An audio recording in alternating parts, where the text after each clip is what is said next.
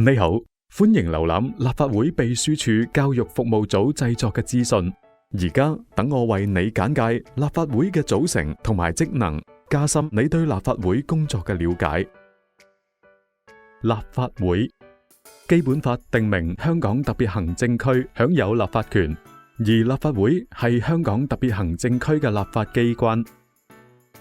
立法會的組成，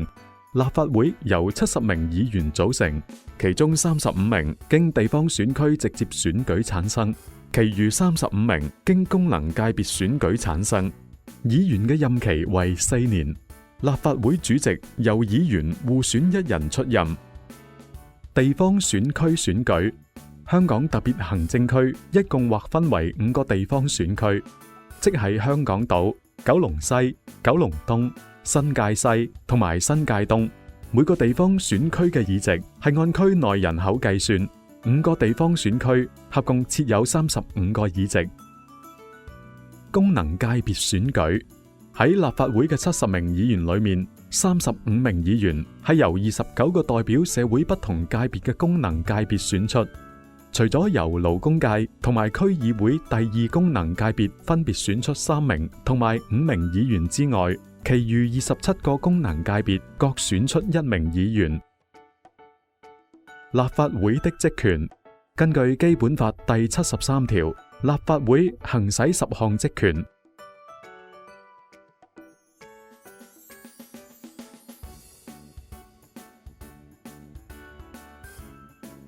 立法會的職能，總括而言，立法會有3項主要職能：制定法律、批准公共開支以及監察政府工作。制定法律，香港特別行政區政府同立法會議員均可向立法會提交法案，建議制定新嘅法例以及修改或者廢除現行嘅法例。由議員提出嘅法案需要符合基本法第74條嘅規定，即係唔涉及公共開支、政治體制或者政府運作。法案喺刊登憲報之後，需要喺立法會完成3讀程序先至獲得通過。3讀程序包括首讀、2讀同埋3讀3個主要階段。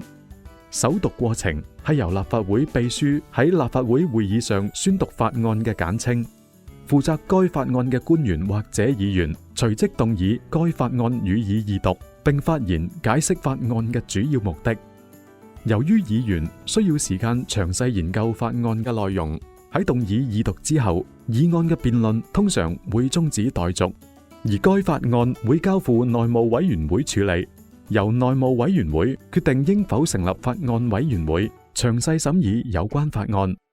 法案委員會完成研究法案之後，有關法案就會喺立法會會議恢復二讀辯論。呢個時候，議員可以辯論法案嘅整體優劣及原則，並表決應否二讀該法案。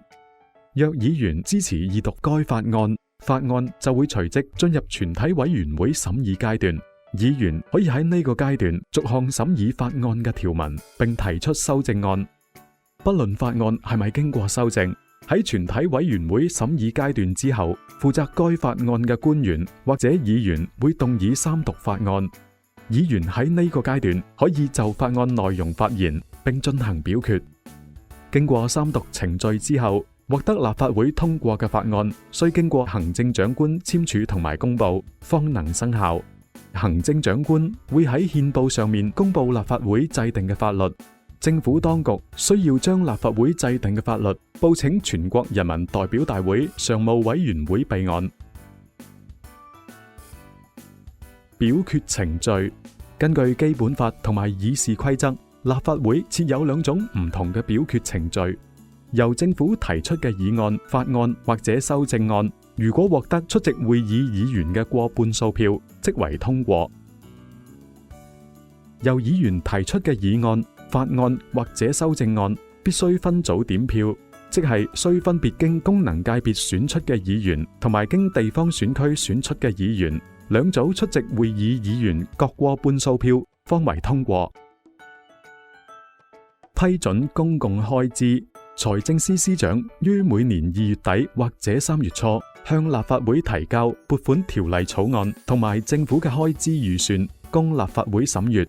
財政司司長動議二讀撥款條例草案嘅演辭，一般稱為預算案演辭。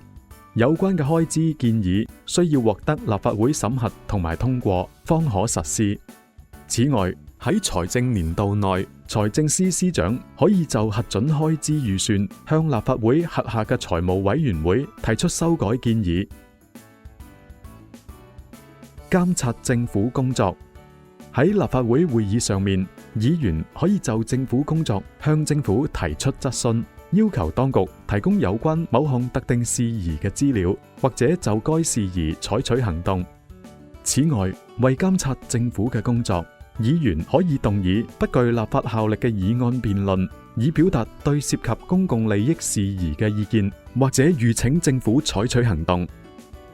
政府帳目委員會負責研究審計處處長提交嘅政府帳目審計結果，以及政府同埋屬於公開審計範圍裏面嘅其他機構嘅衡工量值式審計結果報告書。此外，立法會設有事務委員會，負責監察同埋研究政府政策。議員並透過實地考察，就某些議題攞到第一手資料，以便就政府嘅政策同埋廣受公眾關注嘅事項進行商議。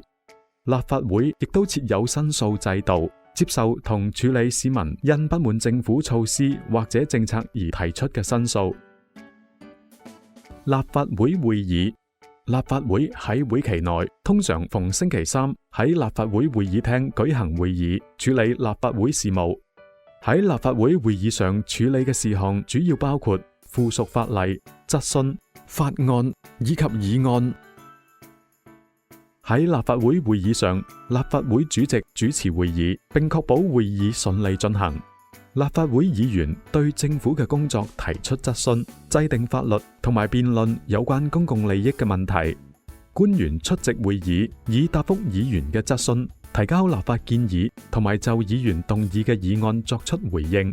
而立法會秘書會喺會議上協助立法會主席。委員會制度。立法會議員透過委員會制度履行研究法案、批准公共開支以及監察政府工作等職責。立法會轄下設有3個常設委員會：財務委員會負責審核及批准公共開支建議；政府帳目委員會負責研究審計處處長提交嘅政府帳目審計結果，以及政府同埋屬於公開審計範圍裏面嘅其他機構嘅衡工量值式審計結果報告書。議員個人利益監察委員會負責考慮同議員個人利益嘅登記及申報，或者議員申請發還工作開支等有關嘅投訴，以及關乎議員以其議員身份所作行為嘅操守標準事宜。除咗3個常設委員會之外，立法會轄下仲設有其他委員會。議事規則委員會負責檢討議事規則同埋委員會制度。查閱立法機關文件及記錄事宜委員會負責決定應唔應該將某份立法機關或者其委員會嘅文件或者記錄喺立法機關文件及記錄查閱政策所指明嘅封存期屆滿之前提早公開。內務委員會負責為立法會會議作準備，並商議同立法會事務有關嘅事宜。法案委員會負責研究法案嘅整體優劣同埋原則，並詳細審議法案嘅條文。事務委員會負責監察同埋研究政府政策。調查委員會負責收集根據議事規則動議嘅譴責議案嘅相關資料，並提出意見，說明所確立嘅事實係唔係構成譴責有關議員嘅理據。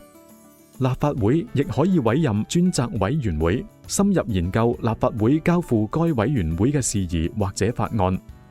財務委員會、內務委員會、法案委員會同埋事務委員會都可以分別委任小組委員會，用嚟協助履行其職能。齊來認識立法會，希望上述簡介有助加深你對立法會工作嘅認識。如果你想進一步了解立法會，請瀏覽立法會網站嘅教育服務欄目。多謝。